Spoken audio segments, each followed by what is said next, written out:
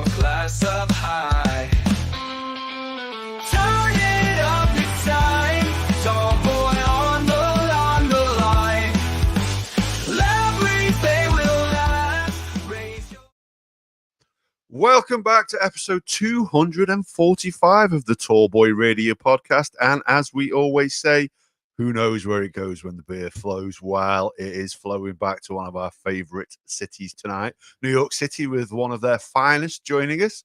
But before we introduce them, let's introduce Gaz. How are you doing, dude? Yep, evening all, evening the world. Good to be back. I missed last week, sort of work called, and there was a little bit of an inspection going on, so I had to sort of give it a miss last week. But I'm really looking forward to this episode. And you know me, I love a good NYPD story or two.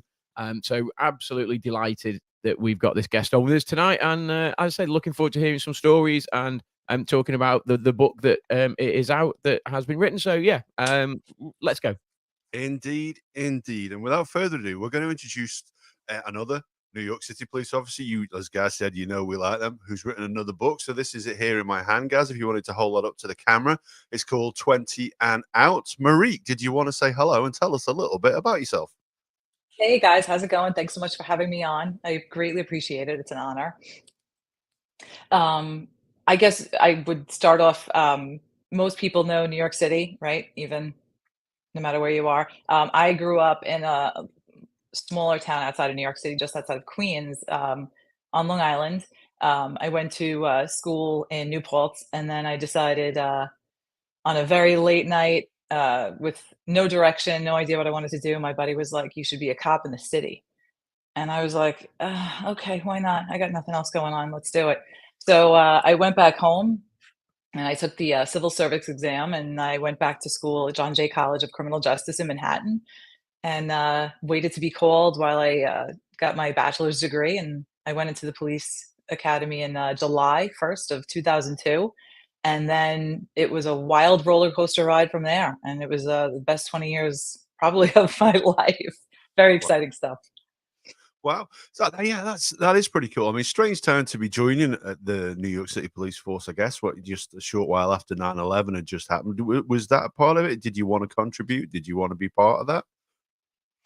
So the decision to become a cop was probably like 2000, I think. So I had already Right. come back home. I was working full time and going to school full time during when 9/11 happened. And where I was working, it was on one of the major roads in Queens. It's called Jamaica Avenue. So outside of my office, after the first building was hit, the few of us that were at work, we went outside and we could see the smoke from the towers all the way in Queens. I mean, it took up the whole skyline Yeah. down the avenue towards the city. So it was I mean, if you've ever been to New York City, you know we're pretty rude, disrespectful, irritated most of the time. If you don't walk fast enough on the sidewalk, you will get bumped out of the way. Don't block the crosswalk from the taxis because you will get run over and nobody's going to stop. So it's a pretty normal, on a good day, a hostile environment to say the least, right? But for that day and a few, I think it was like 3 days it lasted. Everybody was kind of in shell shock, and people would let you go at a four-way stop, and nobody would honk their horns at you and stuff. So I kind of knew when I became a cop what I was getting into, because we were already in heightened alert with the if you see something, say something campaign. And there was the sarin gas worries and the anthrax scares and everything. So we were already kind of on high alert. So I knew what I was getting into. It was not just chasing guys with guns and trying to stop robbers and playing cowboys and Indians. It was a bigger game than that. And that was a pretty traumatic day, to say the least. It was absolutely horrible. And it changed New York City.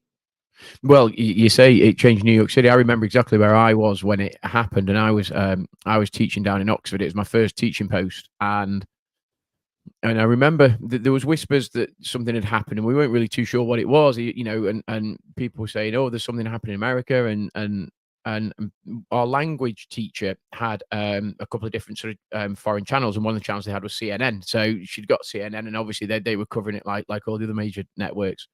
And it was a history teacher, and he said to me, I remember his words like vividly. He said, "Remember today, because today will change the world forever."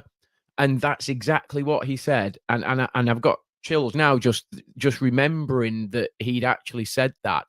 And he said, and we got talking, he said, this day will go down in history and people will talk about this day for a significant amount of time. And you know, what it would have been like to have actually been in New York would have been terrifying, horrendous, awful. But looking at it from outside, we sort of in a way felt your pain. There was a bit of empathy. We were like, wow, you know, like we sort of reached out in the UK and everybody reached out really, but it was, I remember exactly where I was and what I was doing. And it didn't just change New York. It changed New York, obviously, The massively. whole world. The whole world changed, and it brought the whole idea and identity of, you know, the sort of almost global terrorism and stuff to the forefront of many people's sort of views that maybe hadn't thought about it in that way before. And it changed aviation, and it's changed every facet of security in all the major areas. So yeah, absolutely, it changed New York, but you know, it definitely changed the world as well. Yeah, it's interesting that he was able to be in this, to be in living history and recognize that this was going to be something that it wasn't, you know, it was like it was even bigger than a Pearl Harbor event, because it did actually, you know, it wasn't something that affected just the United States. It did affect the whole world. Yeah. I mean, I was working for a company at the time, so we went to go donate blood because we figured, you know, there's going to be a lot of people who are going to need some serious transfusion. So we went over to the local blood center, and there was a line around the building, which was really encouraging that so many people came out to help. And they turned everybody away and they said, there's nobody asking for blood. We don't need blood. So I think that's when it hit us, like, this is a really bad situation that's going on down there. So, you know, I mean, I went into New York City, I think when they opened it up, it was like the following week they opened the city up, because I was going to school. So school was canceled. I was going to school in Manhattan, so that was canceled. So I went to the Empire State Building. So I went up to the Empire State Building and took a look at, you know, the ruins of Ground Zero. And then I go downstairs and I see some NYPD cops in a car. So I bought them a bunch of donuts, which is really, you know, hindsight being 2020, that was kind of like insulting. Like, I'm giving the cops some donuts, like, here you go, fatties, have some more munchies. But it was really, and I was just trying to have a nice gesture, because I knew that they were on, you know, 12 hours face-to-face relief. They were exhausted and they'd lost a lot of their own. But it was an event that I think brought, for the first time, America, no matter who you know, parties or whatever your philosophical beliefs, everybody was together, everybody had American flags out. And also that it affected the whole world, and everybody was kind of united against the evil. And I mean, you guys had your own terrorist attacks as well. So Yeah. we've kind of faced very similar tragedies. So it's good that we're united, but it's sad that that was the reason for it. Yeah, absolutely. Yeah, it is absolutely. Before we move on, I'm just going to have a quick couple of shout outs. Hello to Stuart, who's chiming in with some of his comments there at the bottom, which you can read on the screen. And we should also say thank you to Vic Ferrari for making this happen. He is now officially our booking agent. God bless him. But he's aces. Yeah. Yeah, he is. And we do need to give him a bit of stick, though, because I tell you what, this book, compared to some of his, which are still very good books, you're available on Amazon, you know, it's a lot weightier, isn't it? You put a lot of work. It's over 400 pages. You know, yeah, Vic, come on, Vic, sort yourself out. Put your finger out. Somebody just to me, they said, what, were you competing with the Bible with this thing? Like, why didn't you break this up into several books? So the intent was never for like a public consumption of this book. This was the whole reason behind writing this book was that my daughter, who is now 8 years old, has been asking me, I mean, I retired, you know, when she was 5, she was asking me, you know, what's it like to be a cop? And I was never home for dinner. And, you know, she knew, like, you know, mommy and daddy are working and they're not coming home today or whatever. So she would always ask me what you're doing at work and tell me cop stories. So, you know, I would try and tell her a few stories that were heavily edited, because, you know, it's not like I can be like, well, today I was walking down the block and I slipped on somebody's brains and almost fell. So, you know, you can't really tell a 6 or 7-year-old these kind of stories. So I tried to tell her a few things that were really funny. And then I said, after her persistent questioning, I said, I will write you a book. So I got my little computer out and I started typing. And like a year later, I was like, wow, this is 400 pages and my tiny little home printer is not going to be able to handle printing these pages out. So let me go publish it. And then that turned into another thing. And then, I mean, I put it on Amazon thinking I was going to make, you know, sell 3 copies, which were the 3 that I bought. I had no idea that, you know, people would actually be interested in reading it. So a lot of the guys that I used to work with, I think, bought it because they were like, oh, who did she, I don't know if I can curse, who did she, you know, talk smack about in the Yeah. book. We gotta get it and see what dirt she dished, But it was really, it was.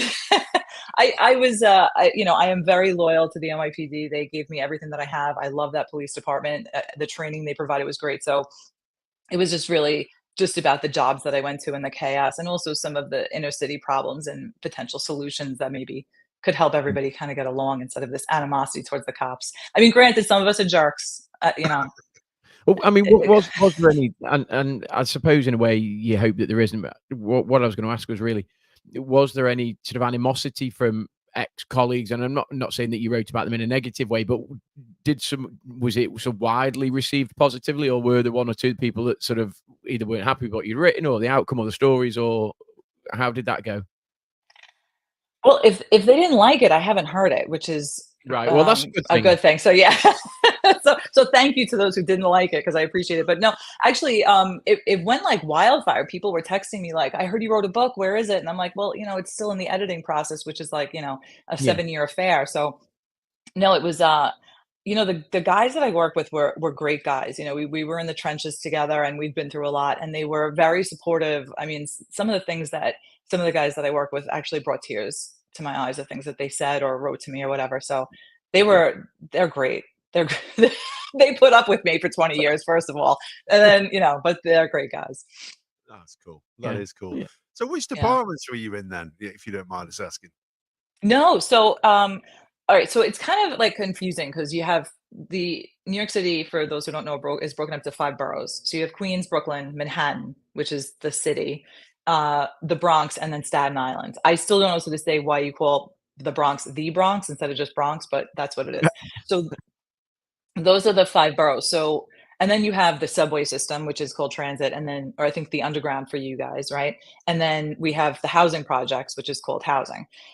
So, and then within the police department itself, it's also broken up into different bureaus. So when I first came out of the academy, I went into transit. So I was very familiar with the transit system going into the city all the time. So I knew the subway system very well, and I was not a big fan of it. I wanted to go into like Brooklyn North precinct, which are very busy. So, I wasn't a big fan of going down there. It's dirty. There's like homeless people, there's like on the post that I used to go to, we would get the call for the homeless guy who was missing an eyeball and had a giant testicle sticking out of his baseball shorts all the time. So I had to deal with him a lot. So, it was great because it taught you great tactics, right? You worked alone a lot of time. I had a partner, but usually because we were kind of spread a little thin, we had to go all over the place. So we work alone. So you learn tactics, keep your back to the wall, you got to fight by yourself.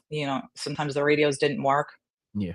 So in those respects, it was good. But after a year in transit, I went to a precinct in Queens, which is basically the border of like Queens and Nassau County on Long Island. So I worked there. And then within that precinct, I went to a bunch of different units. I did patrol, which is like the marked car where you answer the radio and deal with all kinds of different jobs, whatever you can think of, and then some. And then I went into a conditions unit, which is like quality of life, like writing, tickets to people who are drinking beers out in the open, which is, not legal in New York City. Peeing because they drank too much and they can't make it to the bathroom. So you got to give them you wait for them to finish peeing and then you're like, all right, I got to write you a ticket now. Sorry. Stuff like littering, stuff like that. It's the broken windows theory. So that's what we did there. And then I went to the street narcotics unit, which was busting like low level and narcotics dealers, like street level guys. And then I went into anti-crime, which is like, riding around the unmarked cars. And that's like the real cowboys and Indian stuff, like looking for trouble, looking for guns, Right. trying to catch robbery guys and stuff. And then I went into intel, which is basically like, the prisoners come in and you talk to them and you try and get them to flip and work for you as an informant and then buy guns and drugs and do search warrants. Right. So Okay. I did, it was, and then I did an animal cruelty unit for a little while too, and then I went back to the field intelligence position. So I kind of bounced around all over the place. I worked in a lot of different places within the city, so it was Yeah, it was no, it was a great career. that's a Sorry, I lot. rambled there for a little. That was No, no, No, there was I mean, there was a lot to get in there. Yeah, there So was. ramble away. Yeah. That's absolutely. Yeah, I that's absolutely apologize. fine. no, it's fine. So just a quick one there. You've been talking there probably maybe, I don't know if it was a little bit late in your career then. The animal cruelty one, that doesn't sound like that's an awful lot of fun to work. No, that I had to leave because I mentally, it's funny how I don't know, maybe there's something wrong with me that I can handle seeing people shot and, little kids shot and people dying and you're holding their hands as they're, breathing their last breath and you just kind of swallow it and keep it moving. And then you go to these jobs with the animals and it just, I don't know, it hits something that how somebody can do something to something innocent. And then the Yeah. fact that it's very difficult to prove and, get a conviction in court and actually see like justice prevail. It was tough. I mean, I had, I don't want to get too like vulgar with it, but I had dogs thrown down garbage chutes, dogs that were raped, just a lot of dog fighting, just brutal torture of animals for no particular reason. Yeah. Just evil. Yeah, just mindless, senseless, and vulgar and disgusting, or all the other words that you could probably attribute to people that do that. Yeah, it's a funny one. Well, not funny one. I'll choose words a bit more carefully, perhaps. Yeah. But I know exactly what you're saying. As much as I love people, the idea of an animal or a dog getting hurt, I don't know, that hits home to me. I'm a dog lover. I don't know, I've got to love people as well, but I am a dog. And like I say, it's that innocence that creature that will show you love regardless. You know what I mean? To see them treated badly and like that.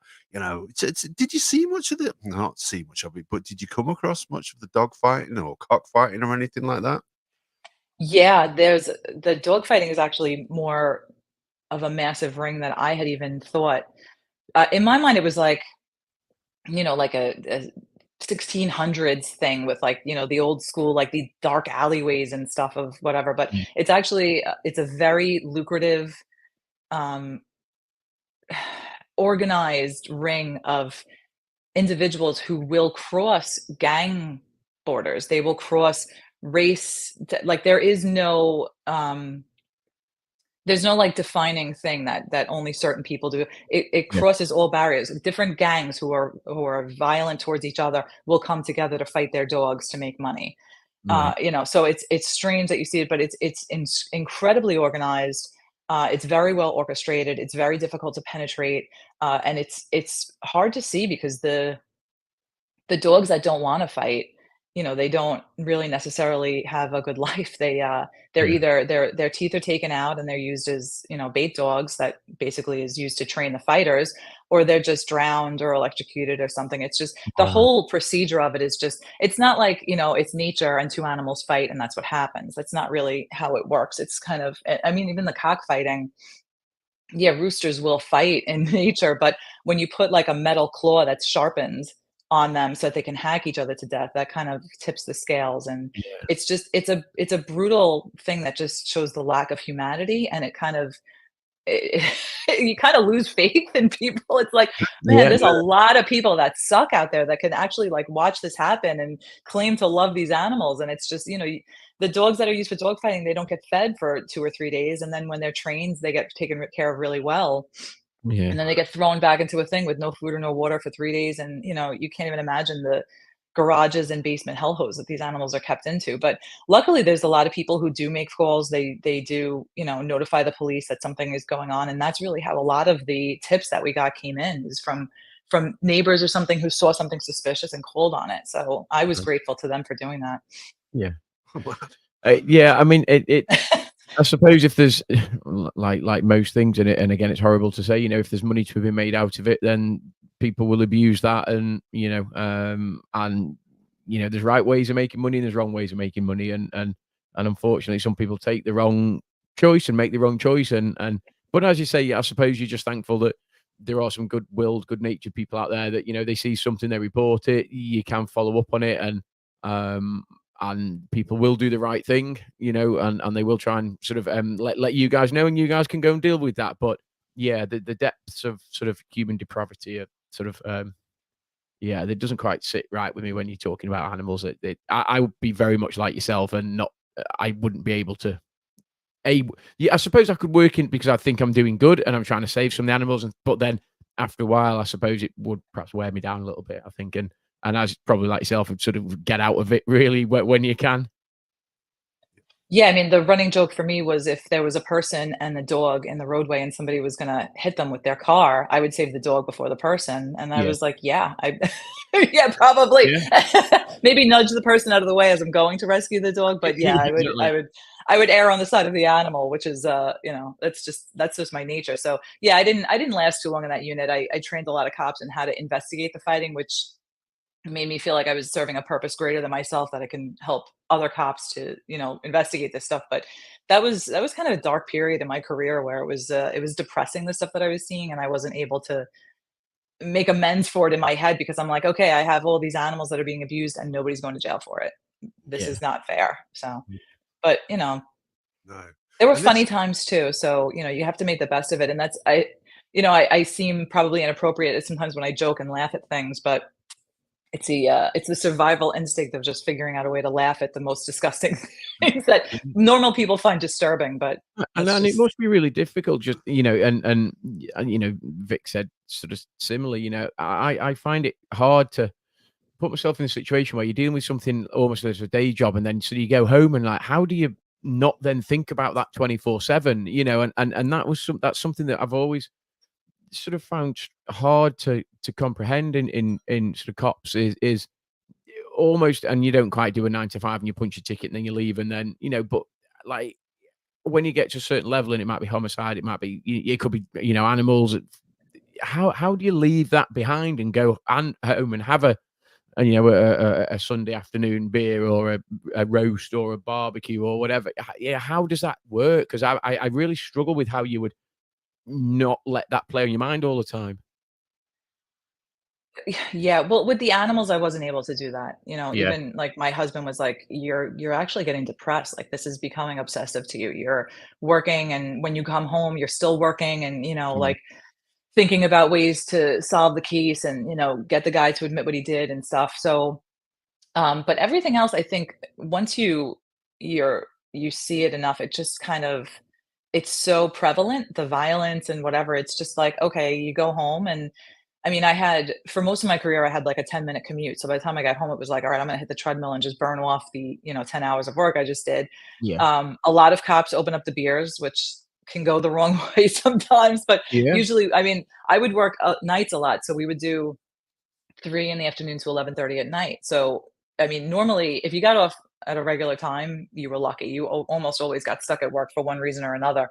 But those of us who didn't have like kids and whatever, we would call it like 4 to 4s, where you would just get off of work and hit the bar and have a couple of brews before you went home, just to kind of Decompress type thing, just to mellow out a little bit. Yeah. So, but then, I mean, when you have kids, you just come home and the kids consume everything, so you kind of just forget about it. But yeah. you know, it's funny because you know, even like I've had like defense attorneys ask me like, "Oh, you know, do you go home and you talk about this stuff and everything?" And I'm like, "No way, man. I don't want to talk about." I mean, Yeah. my husband was a cop. Like, I don't want to talk about work when I go home. I want to talk about anything else, unless it was something really hysterically funny, like I made a fool of myself, which happened quite frequently. We didn't talk about work at home. Right, nice. No, I get where you're coming from, but like Gaz says, there is this sort of coping mechanism that you guys seem to employ, where you have almost this gallows humor, and you're very tough and you tough it out. And you don't, you know, we had Vic on before, and he's spoken about, you know, when he's been sent to different places to speak to people, and they just didn't open up because they have their own way of dealing with it and speaking with it, and you know, and he seems like a pretty normal functioning guy Yeah. for the most For the part. most part, yeah. So We put on a good facade. You don't really know how Yeah, messed up we are. yeah, you mask it well. You do mask it well. you fooled us. I mean, that's not easy.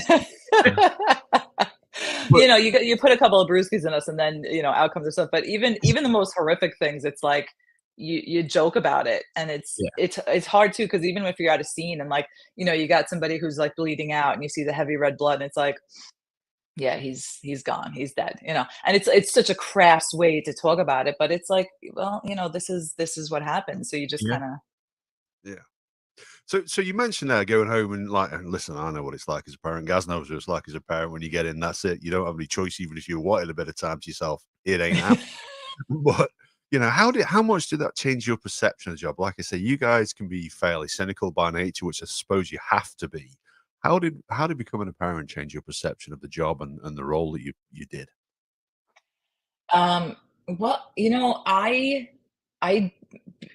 had my kids later in my career, so I was I don't know, I had almost 15, 16 years on by the time I had my first child. So I have 2 kids. So, I mean, even when I was pregnant, I was kind of in denial. I didn't wanna tell anybody, you know. I kinda kept it to myself, and I was out, covering for another girl who was out on maternity leave. She had to do things where, like, she had to cover up graffiti. That was, like, one of her little side gig things that she did, Yeah. and I'm like, "I'll take care of that for you on, like, my, you know, my admin day that I have one day where I just do my administrative work." So I was out there and I'm spray painting mailboxes or whatever, and, you know, I think I was, like, 2 or 3 months pregnant at the time, and I'm out there and, you know, it's hard when you're like a cop to kind of let it go. And for me, going on maternity leave and being stuck inside the precinct was like the worst nightmare. So I was in a denial at that time. So of course what happens, but an off-duty cop comes over asking for help, not very far from where I was. He caught 2 guys ironically graffitiing like school property or something. So he calls for help. And I was right there. I mean, I got there in like 2 minutes. So I go over the radio and I tell him, you know, I'm here or whatever. And the guys weren't fighting. The kids were just sitting there. You know, I go over to the cop, what's up? He tells me what happened. I'm like, all right, let's cuff him up. And you know, because the lingo for cops for like cuffing up is different depending on where Yeah. you work. So I didn't know what lingo he understood. So I had to say it plainly so that the kids knew what was about to happen. So I grabbed the one kid and I put his hands behind his back and I reached for my handcuffs and he like skirts his foot back and kicks me in the stomach. Wow. And that was like, "Oh, sugar," like, Yeah. "Oh, boy." So I kinda, like, jumped back, and now, at that point, I'm like, "I gotta get out of this. I can't be fighting with this guy. Like, I'm pregnant. This is what am I doing here?" So, you know, right after that, my buddy showed up, and he even said to me, he's like, "Dude, what's wrong with you? You, like, ran out of the fight." He's like, "I've never seen you do that before. Are you okay?" And I'm like, "I'm pregnant." And he got so angry at me that I was even on the street. So, Yeah. from that perspective, it was hard for me to be like, "Okay, I'm, you know, now in, like, a kind of sensitive condition here where I kinda have to, like, you know, it's not just me anymore." Like, Yeah. you kinda stop being selfish when you're a parent. So that was hard for me. And then I was always a little crazy. I didn't it was dangerous because I didn't really have fear. I just kinda went chasing people and would, like, you know, disappear and go after them. And you kind of feel your mortality a little bit when you have a parent when you're a parent. You're like, "Oh, Yeah. I gotta be a little bit more careful." But then sometimes when the adrenaline's going and then you're going running into whatever it is, and then when it's done, it's like, "Oh gosh, thank goodness nothing happened because my kids need their mom." So it was hard, but luckily for me, by that time in my career, I wasn't so much on the street. I was kinda half on the street and half inside doing Yeah. investigation stuff, so it wasn't totally dangerous, but it's not easy, and I empathize with the other cops that I work with, you know, especially, you know, I mean, the guys who work in, like, the heavy precincts where you're dealing with I mean, I worked with a bunch of guys who got shot and, you know, murdered, and it was, you know, reality hits sometimes, but you have a job to do. Yeah. You took an oath, and you need to do it, and you just gotta suck it up and do it, and that's it. Yeah, it's a different job, ain't it, dude? It is, and it's a job that I absolutely couldn't do, and I, you know, I the sort of cops that we've had on, whether they're American or UK based, you know, I absolutely sort of doff my cap and applaud everything that you do because I couldn't do it, and particularly sort of being a parent and as you said, I suppose you go into situations and then once the adrenaline stops and you reflect and you think, "Wow, that was stupid," sort of thing, and Yeah. and and and why did I do that? And then, you know, a couple of days later, you put yourself through it again because it just happens Yeah. again, and you're like, "I've really gotta get out of this. I've gotta stop doing that," because it isn't just you that you're thinking of. It is other people that you're thinking of then. So, absolutely, I applaud all of the people that serve their country and help to protect us. Absolutely, unequivocally give them support sort of thing. But yeah, I absolutely couldn't do it. No, I don't think I could either. Thank you. I mean, it's really like we describe it as like, hours of boredom followed by seconds of sheer chaos and panic, where it's like, "Oh my," you know, but you know, not everything is the rush of the adrenaline. There's always the chaos that happens, but there's been times where it's like I mean, I remember one time I was brand new in the precinct and, you know, being a girl, for me, I kind of felt like I needed to prove myself to the guys that I could like fight and I wasn't gonna leave them stranded if they got into a fight with a perp or something. So it was very important for me to like be able to show them I can hang. You know, I wanted to impress these guys, right? So Yeah, we had a call for an EVP, which is an emotionally disturbed person. So I'm like, all right, I got my new uniform on. I'm like, I'm gonna show these guys I got what it takes. I can hang.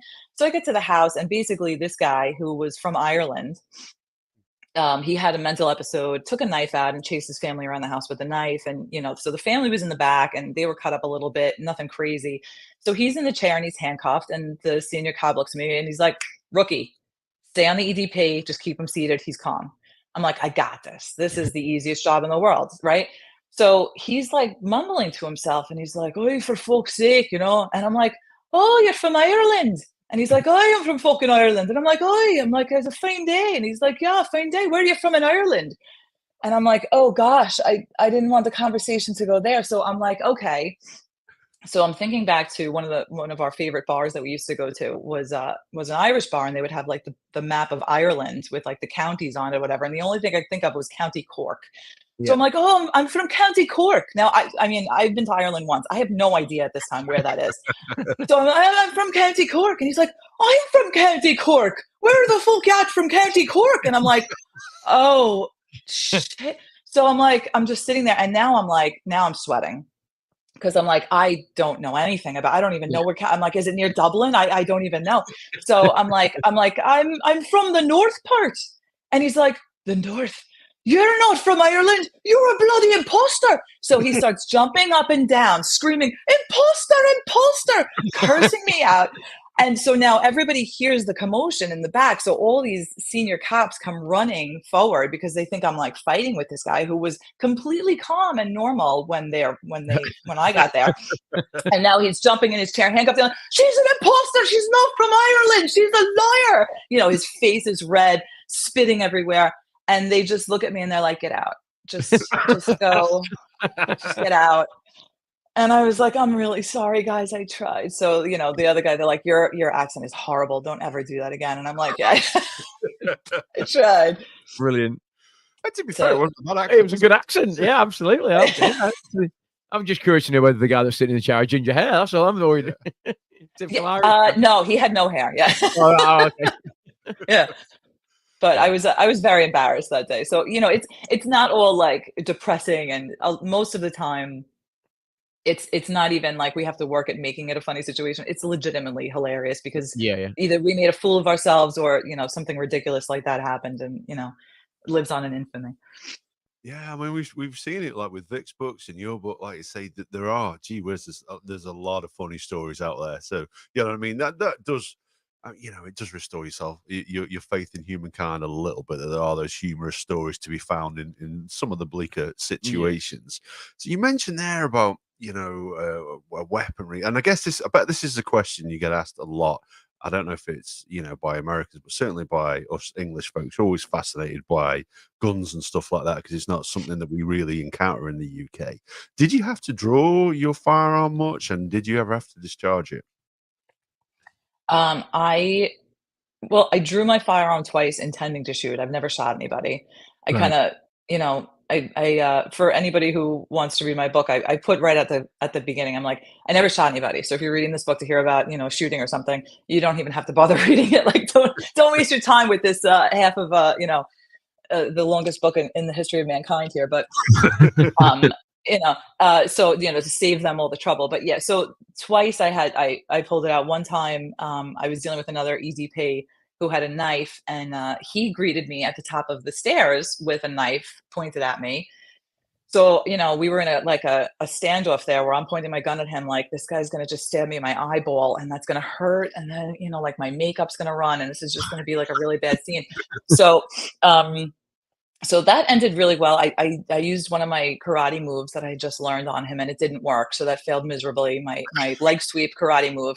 So that was just a complete and utter disaster. But luckily I didn't have to shoot him. He thought he was the god of Ra, King Ra, the god of sun or whatever, the Egyptian thing. So, we had a really good discussion in the ambulance on the way to hospital about, the sun god and, Egyptian folklore and all that stuff, which was really, educational.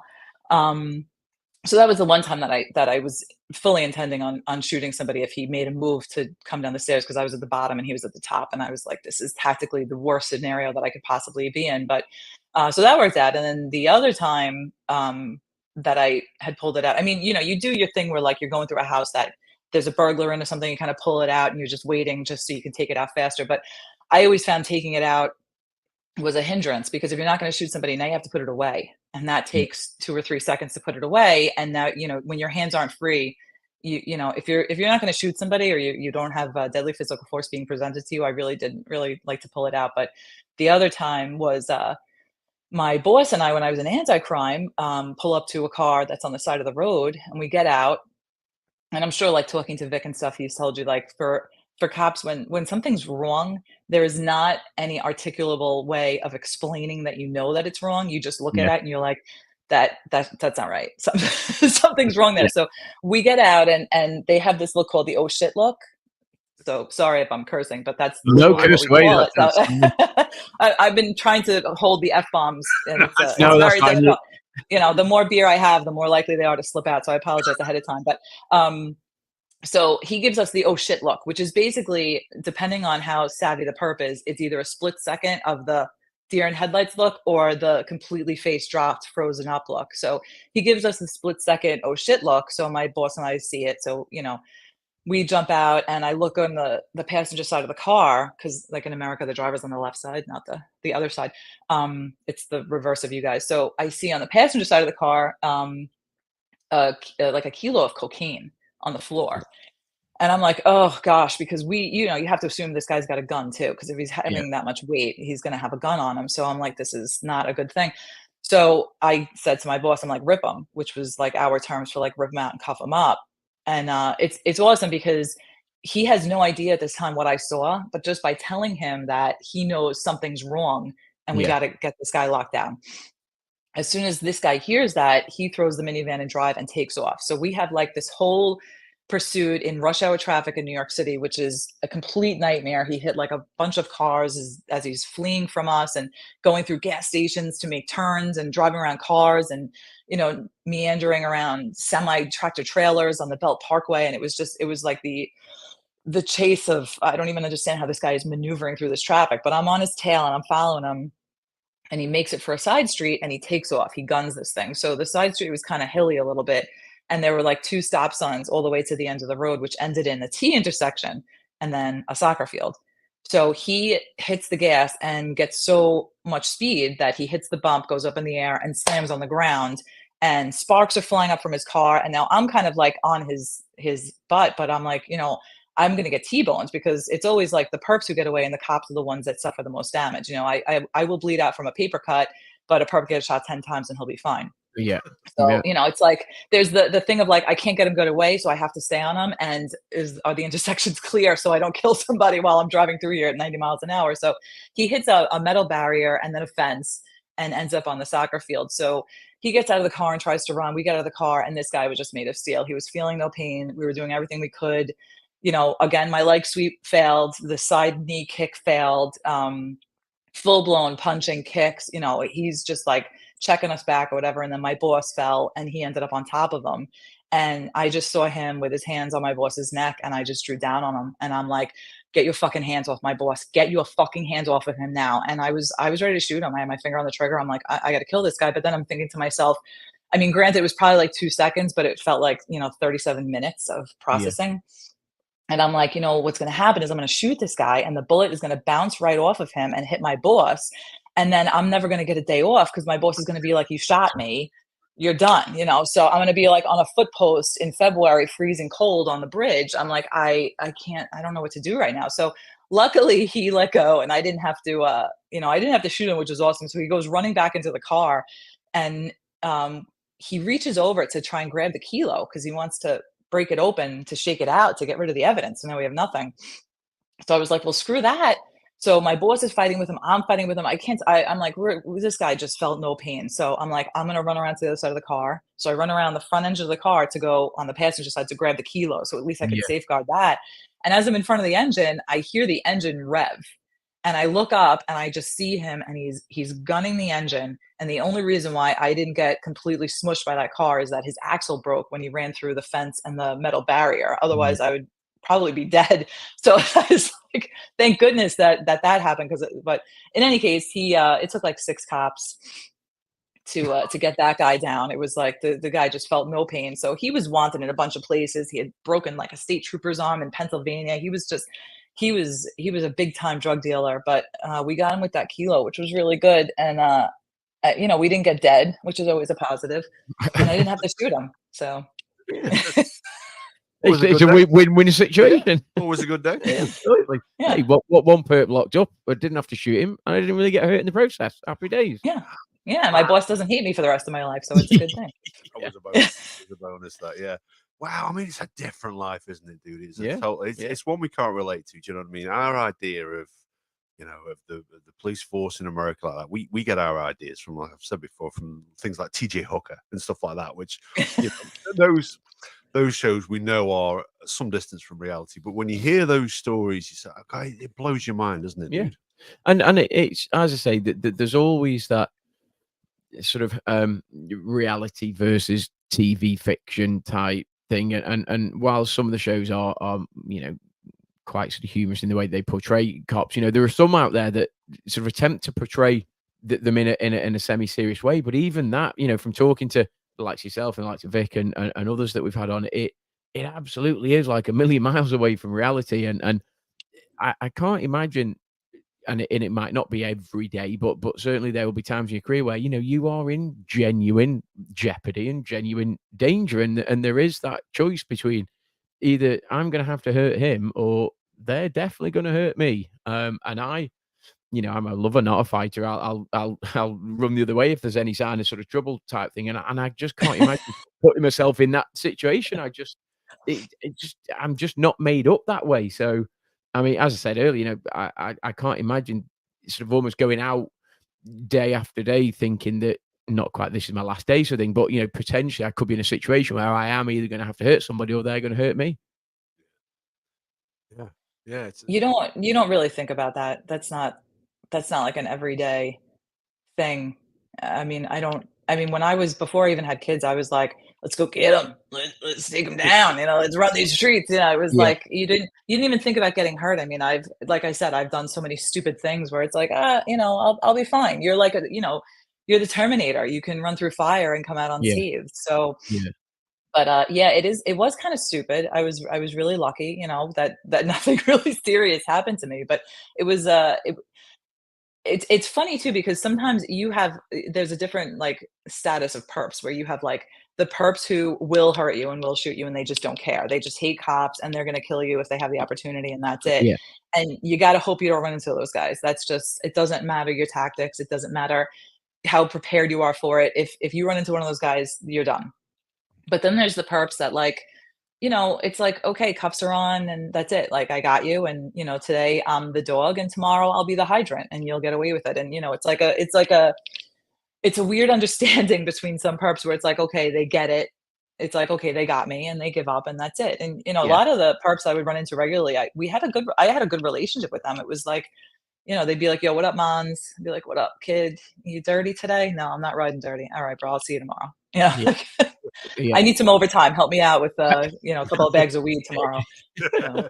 So I'm just when you say you don't really think about sort of getting hurt, and you know, you might want to share this, you might not. You know, have you been hurt? Has it been? I mean, in your sort of career, you know, have you had injuries, whether it be broken bones or whatever it may be, because of your work? Yeah, I mean, I've been in a lot of like car accidents, you know, driving to things or whatever. So a lot of not. I wasn't driving. I know Yeah. the stigma with the female drivers. I understand. I wasn't driving. Most of the time, maybe once or twice, but we can ignore those little ones. Yeah, so I have like, you know, a lot of back problems. I hurt my wrist a lot. I tore tendons in my wrist fighting with perps and it never really healed right. So I still have Right. problems with that. I broke my coccyx Right. one time, so that's really annoying because sometimes when, you know, you sit on, like, a hard surface or something, like, I can't go to the baseball game and sit on the stands because it's, like, you Yeah. know, the reminder of that job comes back, but, no, luckily, like, you know, except for, like, the minor things, I was never shot. I don't have any, you know, permanent disfigurement except for the normal state of my condition, but, yeah, I'm very, very lucky. I'm very blessed, but the coccyx story is kind of funny how that happened, and the kid who broke my coccyx, well, he didn't break it, but because of him, it broke. Yeah. He, that's his claim to fame still, I think, to this day, is that he broke he broke my butt bone, and he would, you know, when I would see him later on in the cells, and I'd be like, "Yo, what up, buddy? How you been?" or whatever, and he's like, he would tell all the other perps that are in the cells, "Yo, she broke her ass chasing me," you know. He would get some cell credit in there, and you know, we would laugh about that. And you know, I didn't hold it against them. Like the guys who ran on me, it was like, you know, I was a kid once too. I used to run from the cops when I was a kid, drinking in the woods and stuff. Yeah. I get it, you know, but unfortunately for you, there's, you know, a lot more cops. We're like roaches. We come out of the woodwork, and it's hard for you guys to get away. So Yeah. And you have a little thing for the radio, so you can radio ahead and say, "Well, he's going this way, so head him off, cut him off." Sort of thing, yeah. And they yeah, don't. we have a pretty good system for that. They don't well, they do call for help though. They have we used to call it like the like a 1013 is when a cop is basically you're ready to die, and that's the call for like help. So Yeah. we would call it like the ghetto 1013, where you would be locking somebody up, and the next thing you know, they're screaming, "Mama, mama!" And like, you know, every mama from every house is coming out, you know, with the shower cap and the bathrobe and the fluffy, you know, slippers, running towards you, like, "You stop beating on my son!" And you know, it was like, "Ma'am, calm down, please. Your son actually is assaulting us, but it's okay. We won't charge him for it." So you know. Wow. I mean, to be fair, I've also broken my coccyx, and I slipped on ice buying wine. So I suspect your story is a better one than that. Yours is a pretty That cool sounds like story. a better story. Yeah, Yeah, that absolutely, sounds yeah. like a great story. Yeah, maybe I'll tell it on another episode. But It hurts. yeah, you know, tell me about it. Yeah, you've been sitting down properly for a couple of weeks. I'm Yeah. telling you. Yeah. So when you came to write this book, then, so were there any, and you don't have to tell them to us, were there any stories where you thought, "No, I can't put that in there"? Yeah. There were there were a lot, because it was like it was a matter of, am I gonna make myself look like an idiot in a printed form, as opposed to just the guys that I work with knowing the truth, or, you know, am I Yeah. gonna like, but I just, you know what? I put it out there. I didn't, the truth is what it is. So I didn't care what it was. And I just, like, one of the ones that I kind of hesitated on putting out with was like this hostage crisis that we had, that I was working as an FIO at the time. And there was like I don't know, he went nuts. He was an older guy, and he took a gun out and he threatened his family. So the family leaves, but he was barricaded in the house. So I know the way that that job is going to go, that they're going to eventually need a warrant for the house, which was like my business at that time. That was my expertise, was like getting warrants. So me and my boss were already out on something else. So I'm like, let's just go take a ride. They're not going to need us there. Let's not waste time. We'll just head over there. So for me, it was great, because I'm like, you know, the police tape is set up, right? The whole block is completely cordoned off. We have the big black ESU truck, the real deal one, where it's like, you know, they're going to just topple the house over with this giant car. So that's in the middle of the street, and you know, there's people at the ends of the block and everything. And I'm like, you know, I wasn't in uniform. I was in plain clothes. So I just kind of blended in with the people, and I'm like, this is great. I don't have to do anything. So my boss saw somebody he knew, who we went up and talked to somebody. So my job was intel, right? So I'm always looking for like information on like drug dealers or guys with guns or anything. So I always like to chat with people like on the fringes of the scenes. So I go over to this group, and I'm like, you know, "Hey guys, how's it going? Like, what's going on here, you know?" And they're like, "Oh, you know, our dad's in the house, and he's got a gun, and he won't come out and whatever." And I'm like, "Oh," I'm like, "Is anybody talking to your pops?" And they're like, "Well, no." And I'm like, "Oh, okay, somebody missed a step here." I'm like, "All right, can we get him on the phone? Let's get him on the phone." So they call him up, and he answers the phone, and I'm like, "Hey, you know, this is Detective Bartoldus, NYPD. You know, you having some trouble today? What's going on?" Just, you know, trying to get him talking, whatever. So now all of a sudden, instead of being like on the fringe and doing nothing, now I actually like have to take police action, and I'm like in the Yeah. middle of this thing now. So I'm like, "God, Marique, like, what is wrong with you? You can't just keep your mouth shut." So I go underneath the tape because I want him to see me. So I kind of asked him, like, "Which is your house? Like, I don't know where the house is." So they point to this house on the left side of the street as I'm walking. And I'm like, "Okay, thanks." I give him the thumbs up. So I start walking. So I hear my boss call my name. So I'm like, "Yo, I got him on the phone. I got him on the phone. I'm gonna go over there." So my boss is like rolling his eyes at me, like, "Seriously? Like, we don't have to do anything. What are you doing?" I'm like, I got it. I got it. We're good." So I go walking through this frozen scene. I mean, you have ESU, like, you know, tactically positioned behind the car. I don't even see them, because they're just expecting bullets to come out of the house at any moment. And I'm just talking to this guy, you know, I'm like, you know, why don't you come out and talk to me? Like, I hate talking to people over the phone. I'm kind of old school, because he's an older dude. I'm like, I like to talk to people face to face. Let's chat. You know, you want like a beer? I'll buy you a brewski.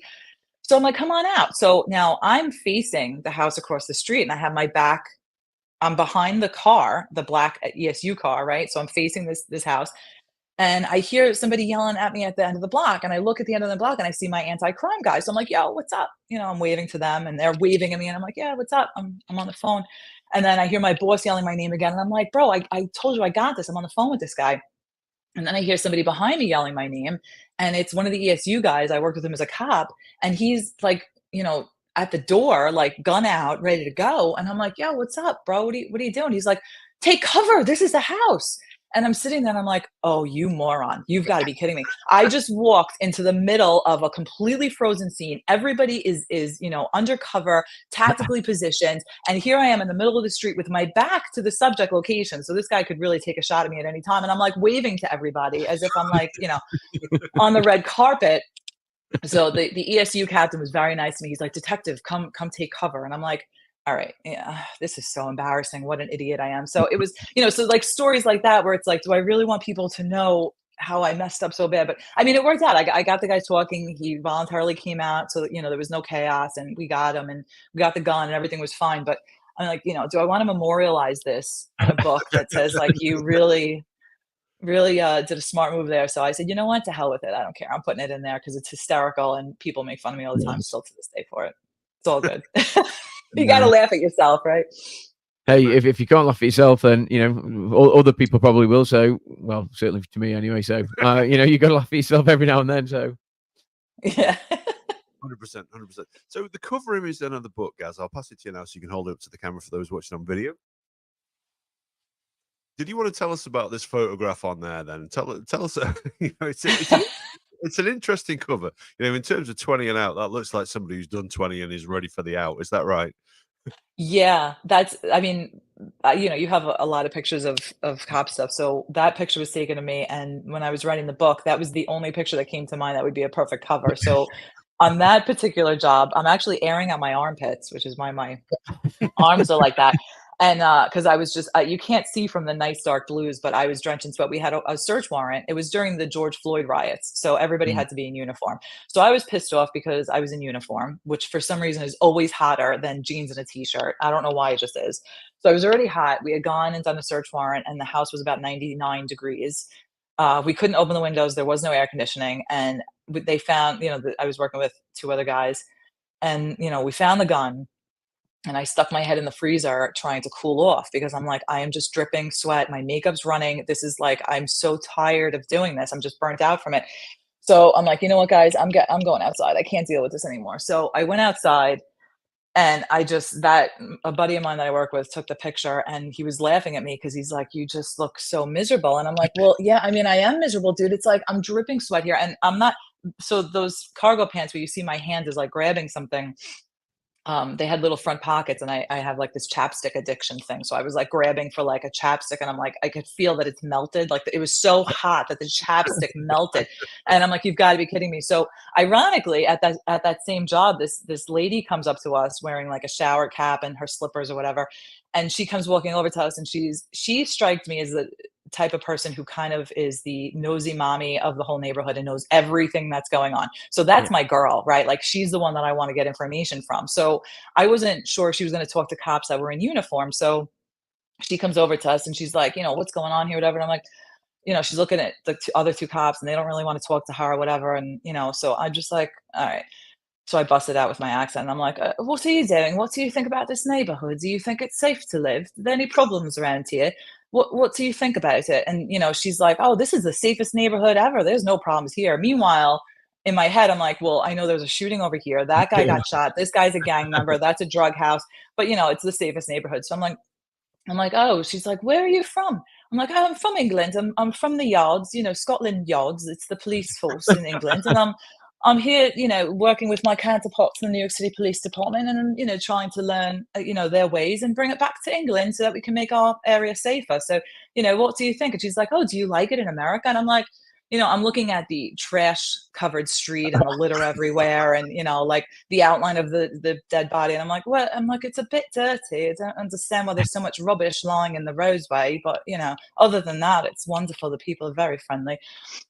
And she's looking at me, and I'm sitting there, and I'm like, "Is she gonna give me some information, or does she not believe me?" And she's like, I'm like, And I'm like, I'm like, I've lost my mojo because this chick should be like ratting everything out to me because I'm not even from America, right? I'm from England. Yeah. So what does it matter if she talks to me, And I'm like, she's not giving me anything. So I'm like, all right, well, I've got these blokes got to take me to my plane. I've got to get back to England now. So I'm going to go on British Airways and have a fine glass of wine and get back home. And I'm just like, get me. And so that was that picture, is that whole scenario Nice. of like, I was sweating. I can't even get people to give me information who normally I think probably would have, but I was like, I'm done. So One of those, I'm done. Time out. Time out. I was going to say, did you get any information from her? But you've sort of just let it out. Actually, you didn't at that moment in time. So that was perhaps one that got away, maybe. It's a good Yeah, podcast. she ruined my confidence in myself. You got to be kidding me. Yourself for the accent. You see, that's what I'm not sure about now. Because, it was pretty good as far as I'm concerned. It certainly would have fooled me. Thank you. I've been practicing since the 3rd grade, actually. It's Literally. It is very good. It's better than ours. Better than our English accents. Yeah. To be fair, yeah. Thanks.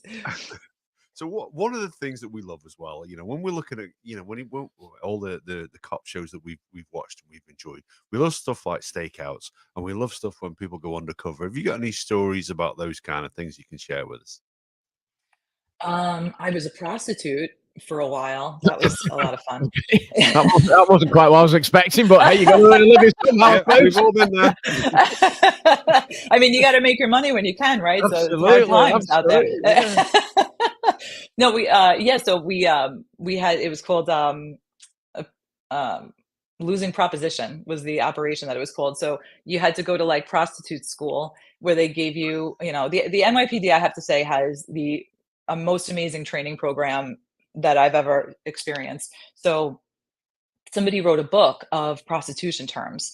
So they give you this book and you go to this training and you have to memorize like, what a pimp stick is and bottom bitch and all of these, clever terminologies that prostitutes are very well versed in. You got to like figure out how to do it. So, I would go out there with like one other girl and, you wear like, I had like this leopard print, black fur coat with like the boots and the mini skirt and like the red top. And then I would like take black eyeliner and black out a couple of my teeth. So it looked like I was actually like a legitimate prostitute, because there's no prostitutes that have like, all of their flashy whites. That just doesn't happen. So I would try and really like get into the part. And, my friend would dress like very skanky and stuff and, spike her hair up and stuff. And we would go out there and, we would have people drive up to us and ask us for all kinds of really interesting things that, you'd have to be like a gymnast to be able to perform. But I was like, sure, man, $20, good deal. Okay, cool. Let's go. And like, so they would get locked up, but it was a fun thing because, you had your ghost who kind of watched you. So you're relatively safe, but I didn't have, we didn't carry a gun. I didn't carry a knife. I had no weapons on me. It was like, not that they would be able to be hidden anyway. I mean, it was like ridiculous. I don't understand in real life how these prostitutes do this. It's freezing cold out. They wear mini skirts, but one time it got a little hairy. We had a Tahoe pulls up and these 2 guys are in the car and the passenger's looking at me. And I just, once again, like the hair goes up and I'm like, these guys are bad dudes. Something's wrong here. So the passenger's not talking. The driver's doing all the talking. They were like, what are you looking for? You're looking for a date, baby? What's going on or whatever. Now the girl that I was with was brand new. It was like her first night out. I'm training her. And so they're like, yeah, well, we'd like to tie you up and rape you all night. And I'm like, awesome. That sounds like a lot of fun. $300. Because I'm like, whatever, just agree to the price and let's go. So, but the language that they were using, I felt like they had picked up prostitutes before. So I was like very nervous with the way that I was talking because I'm like, something's wrong with these guys. And if they make me like, I don't know if they have a gun in the car right now or whatever, like, you're in a very close, you're not in the car, but you're very close proximity and trying to sort of stay out of arm's length, but it's impossible because you're trying to like make a deal and you're supposed to be up on them. So I'm like, this is no good. So we make the deal and I tell the girl that I'm with, I'm like, listen, call them up, like our team that was already set up, and let them know, be careful. These guys are a problem. So I tell them to like drive down a side street, and I use the cover that like, there's a lot of cops out here and I don't want nobody seeing me get in the car, been locked up too much, blah, blah, blah. Yeah. But really when they make the turn, that's like the choke point where we're going to cut them off. They're surrounded and they can't get out. And then we do the takedown.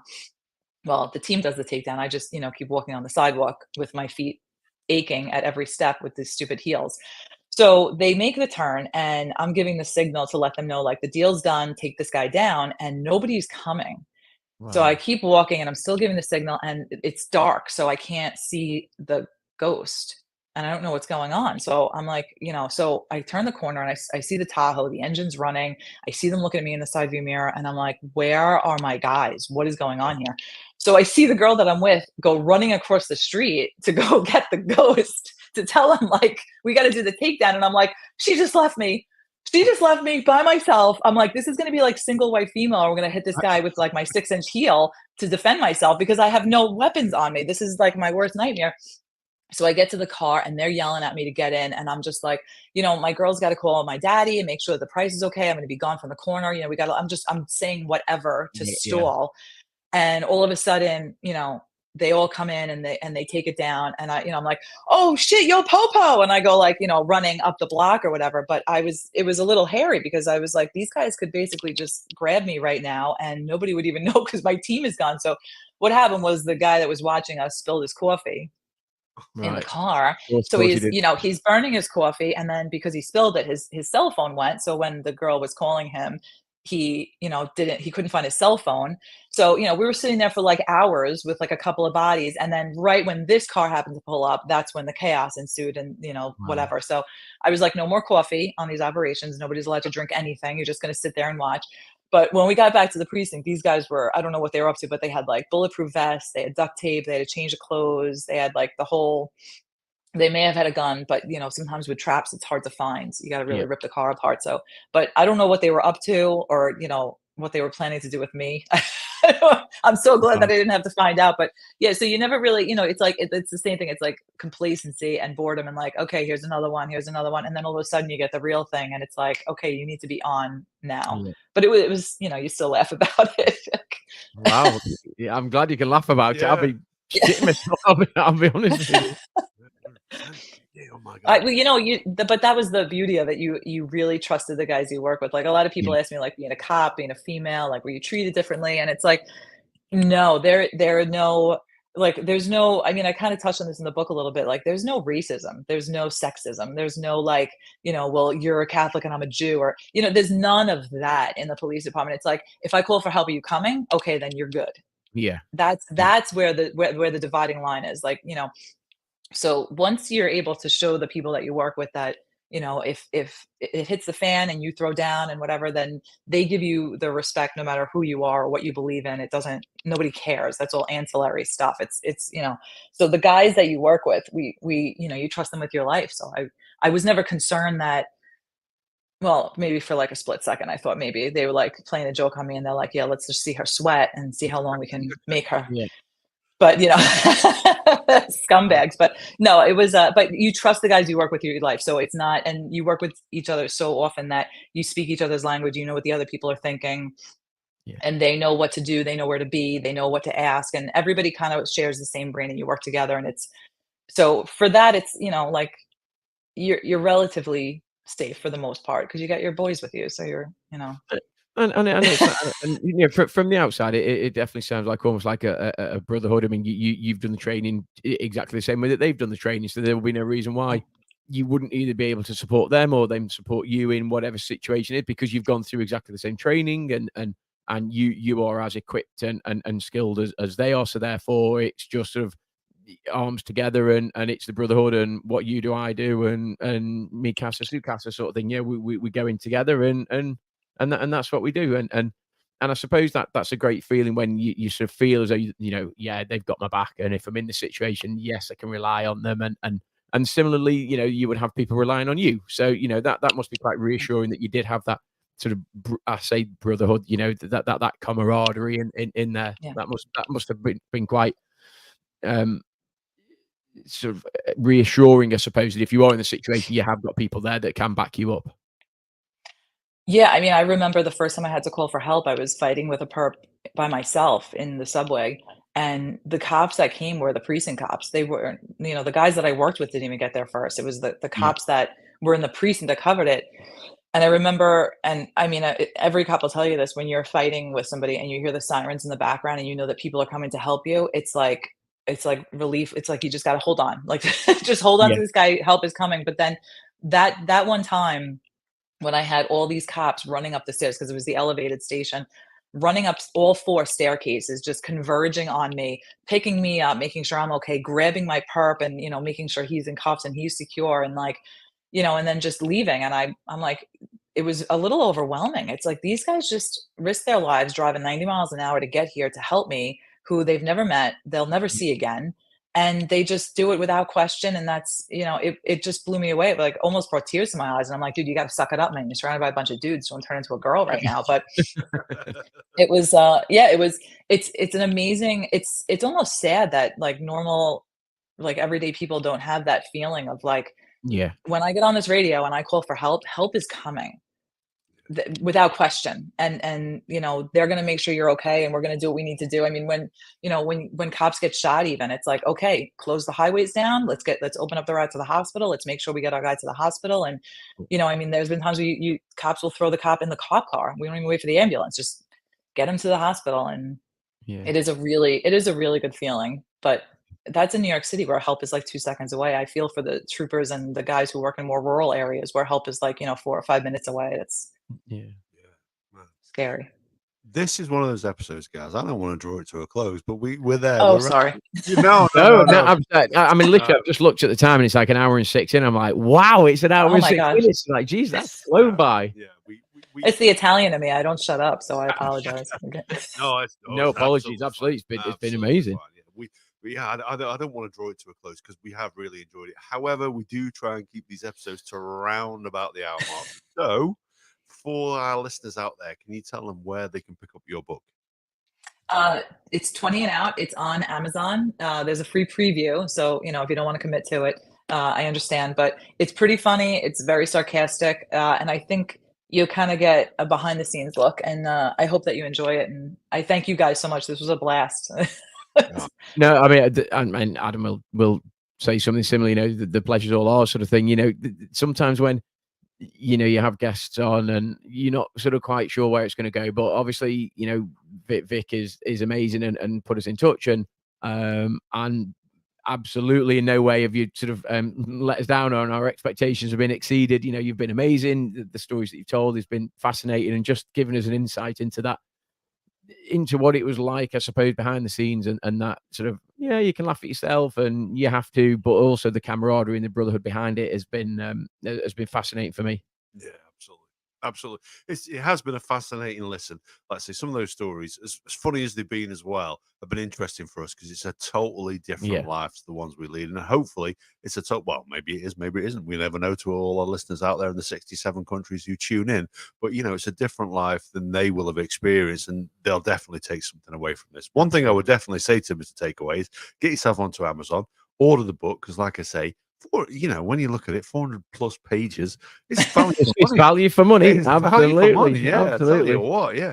You know, when I was packing for my holiday just recently, I was thinking, should I stick this one in there? I was like, I don't know, I'm there or thereabouts with the weight of that. That's it. With the allowance. Yeah.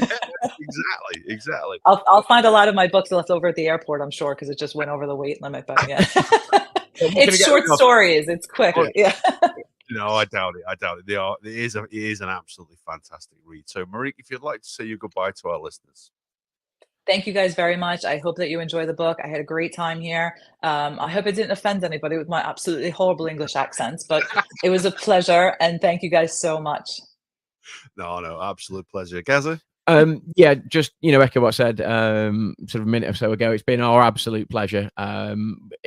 We love having guests on and just guests that, you know, allow us to give us a little different perspective on perhaps what life is like in a different country, in a different environment. So as Adam said, I've found it fascinating. I've loved the stories. You're an amazing storyteller. So just thank you very much from us, from Tallboy Radio. And we always say this with certain guests, you know, certain guests you're like, yeah, you know, perhaps we won't have them on again, but absolutely, if you'll be willing to come back on at some point, we would love to have you on and just explore a couple of other stories maybe that we haven't got around to. So you know, if you've enjoyed it and you would like to, then we'll extend the invite and would love to have you on again at some point.